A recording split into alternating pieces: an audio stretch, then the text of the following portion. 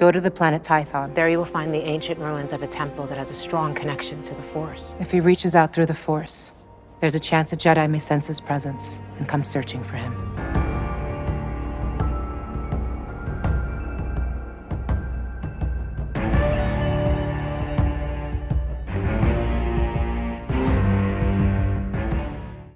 Welcome back, everyone. It's Charlie. This is going to be my Mandalorian Season 2 video for the Jedi that Ahsoka teased at the end of the episode, as well as the Jedi Temple at Tython that she was talking about.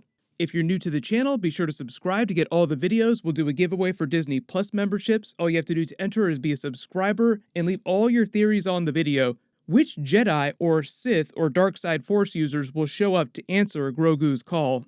Careful for spoilers for everything that's happened on The Mandalorian so far. If you haven't seen any of the episodes, I'll number these as we go along to stay organized, starting at the end of Season 2, Episode 5. Ahsoka Tano tells Mando that she can't train Grogu because of the father-son attachment that he's formed. Also, even though she doesn't say anything to him about Grand Admiral Thrawn, it's implied tracking him down is her real priority now, which Dave Filoni also talked a little bit about in an interview right after the episode. I'll explain what he said in a second, because it has a lot to do with the future of the live-action Rosario Dawson version of Ahsoka Tano in these new Star Wars Disney Plus series, The Mandalorian, and the potential spin-off series that they're developing. But she does tell him to take Grogu to the ruins of an ancient Jedi temple on Tython and place him on top of the Seeing Stone at the peak of the mountain, and there, if Grogu chooses to reach out through the Force, the temple itself acts kind of like a focusing array for the Force. It'll amplify his signal to the rest of the galaxy, and any Jedi or Force users or Force sensitives of any kind, good or bad,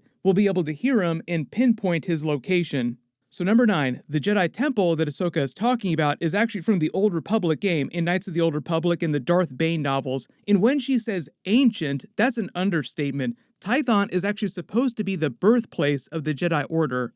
Yes, I know Luke Skywalker was supposed to be hiding out at the original Jedi Temple on Ahch-To, but as confusing as it sounds, the temple at Tython actually predates the temple at Ahch-To, because when we say it's the birthplace of the Jedi Order, it's actually the birthplace of the Order that predates what we would think of as the Jedi Order. When you talk about the Jedi Order, you're mostly talking about the ones that is depicted in the movies, the one that Yoda, Luke Skywalker, Anakin Skywalker, Obi-Wan Kenobi all belong to, the one that lasted for 1,000 generations as the Guardians of Peace around the galaxy. The order that came before that was actually called the Jedi, which is actually 2 I's, slightly different pronunciation, slightly different spelling. So we're talking about an order that existed more than 25,000 years ago. The difference between the Jedi and the Jedi is that the Jedi actually believed in 3 different schools of the Force. The Ashla, which was referred to as the light side of the Force, the Bogan, which represented the dark side of the Force, and the Bendu, which represented the balance between them, like the Bendu from Star Wars Rebels, voiced by Tom Baker. When he showed up on that series, that was Dave Filoni bringing that stuff back into the canon. The Bendu itself is actually super powerful and practiced both dark side and light side techniques, making him much more powerful than a traditional Jedi. Number 8, eventually there was a schism between those who believed that they should exclusively follow the light side of the Force and those who wanted to only follow the dark side of the Force. And after the light side won out, they left Tython to create what you would consider the modern Jedi Order that Yoda, that Luke Skywalker, everyone else belonged to in the movies. And all the dark side Force users left and eventually found the Sith race, who were already strong dark side practitioners, dominated them, creating the ancient Sith Empire. The rule of 2 didn't actually become a thing much later till Darth Bane came along. So that's why Luke Skywalker is still at the original Jedi Temple, but Tython, where Mando is taking Grogu, is the original temple used by the order that predated the Jedi and the Sith. It's just another really cool example of Dave Filoni and Jon Favreau plucking something out of Legends and making it canon again. Although technically it kind of did show up during the Darth Vader comics and the Dr. Aphra comic, but they were only there briefly. Number 7, there are many light side Jedi that we know survived Order 66 and newer ones who are canon that have been introduced since Revenge of the Sith came out, but the ones I'm going to talk about during this video are mostly just the ones who are still alive right now after the events of Return of the Jedi when The Mandalorian is taking place, because a lot of Jedi survived Order 66 but then were later hunted down by Darth Vader and the Inquisitors and killed before A New Hope. Then you also have people like Yoda and Obi-Wan Kenobi who have died but do reappear often as Force ghosts. The Jedi that Ahsoka Tano was teasing might show up is going to be somebody who will be alive and actually able to train Grogu. Just first off the bat, yes, of course, there's Cal Kestis from Jedi Fallen Order, The events of that game take place about 5 years after Revenge of the Sith, about 33 years ago, so Cal Kestis would have to be in his late 40s or early 50s during the events of The Mandalorian, so it would be kind of hard for Cameron Monaghan to do the Katie Sackhoff Bo-Katan thing and play both the animated and live-action versions of the character. Number 6, Sarah Yunda is also from the Fallen Order game. She's still alive at the end of that, so even though she'd be much older, she could wind up appearing. She'd be somewhere into her late 60s, a little older than Luke Skywalker was during The Last Jedi. So not that old, but much older than Ahsoka Tano. And I think a lot of the characters that they're trying to populate in the live-action series now in The Mandalorian are supposed to be younger so that they could continue on in other live-action series or come back in The Mandalorian in future seasons. But on the other side of this equation, talking about Darkseid or other neutral Force users that could show up, you have characters like the Nightsisters. And in fact, there was actually a big Nightsisters Dathomir Easter egg during Episode 5 without us even realizing it. Some of you may have seen this after the episode came out. After the episode was released, the Star Wars people revealed in the show notes that Morgan Elsbeth, the magistrate, was actually from Dathomir. Remember, the whole reason she served Grand Admiral Thrawn in the Empire plundering worlds was because her home planet was ravaged during the Clone Wars. Well, her home planet was Dathomir, meaning she was born as a member of the Nightsisters, which explains a lot about her fighting abilities and her knowledge of the Jedi. If you don't remember what happened to Dathomir and the Nightsisters at the end of the Clone Wars, Count Dooku and Emperor Palpatine sent General Grievous there to destroy the Nightsisters back right at the end of the Clone Wars. But some of them survived. They also continued that story during the Jedi Fallen Order game, with one of the surviving Nightsisters trying to team up with Cal Kestis. And you also fight a former Jedi Master who's fallen to the dark side and gone to Dathomir to lead the Night Brothers. If you don't follow a lot of the expanded material, you didn't watch the Clone Wars or Star Wars Rebels, that's also where Darth Maul comes from. He is a quote-unquote son of Dathomir. The number 4, of course we have to mention Mace Windu. Samuel L. Jackson even wants to come back himself. This is that clip of him from Celebration 2017, pitching his return to the Star Wars universe. While you're all sitting there, I know you're all in my corner on this, we know Jedis can fall from incredible heights and survive. So apparently, I am not dead.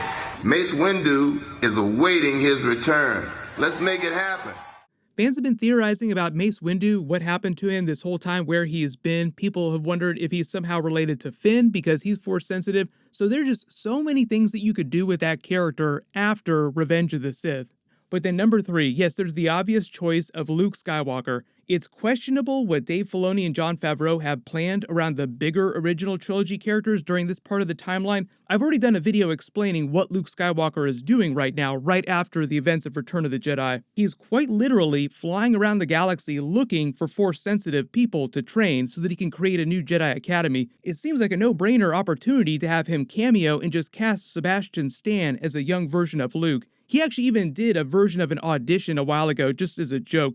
Mark Hamill himself has even kind of endorsed this because he's like, you definitely look like a younger version of me. But here's the thing with Luke Skywalker right now, I feel like he's kind of off limits. Like even Ahsoka Tano has canonically never met Luke Skywalker, even though he did eventually learn about her, learning that his father had a Padawan, but it wasn't until much later in his life. And he didn't actually wind up creating that Jedi Academy that they featured during The Last Jedi till several years after the events of the Mandalorian series. Right now, Luke is still in his late 20s and hasn't found any of the Padawans that wound up attending that academy. So number 2, as you probably guessed by now, it's most likely that at least one of the Jedi who Ahsoka Tano is referring to will wind up being adult Ezra Bridger after he's come back from the unknown regions with Grand Admiral Thrawn. Dave Filoni was talking about this a little during his recent interview. He actually clarified some of the timeline for these characters. So in the Rebels finale, he and Thrawn go into the unknown regions at the end of the episode right before A New Hope. Then there's an epilogue, which is sort of like a post-credit scene at the very end. They jump forward in the timeline several years to after the events of Return of the Jedi, where a much older version of Ahsoka Tano comes to get Sabine Wren so they can go find Ezra Bridger. Originally, everyone thought that that was happening right after the Battle of Endor, but now in this new interview, Dave Filoni is implying that the scene might actually happen after the events of the Mandalorian series.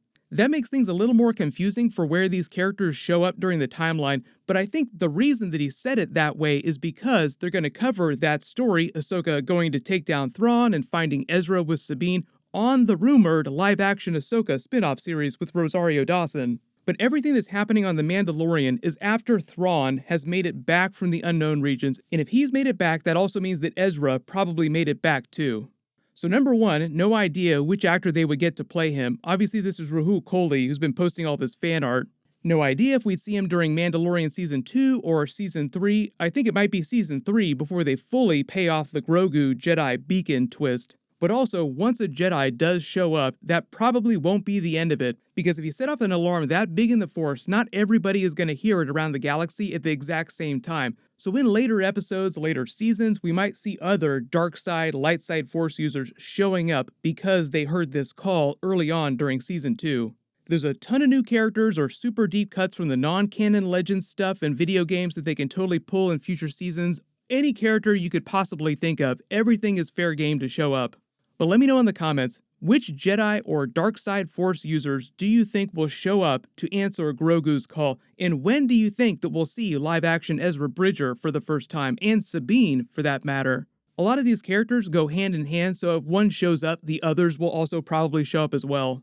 I'll do more bonus videos this week, but my full Mandalorian Season 2 Episode 6 video will post Friday just like normal.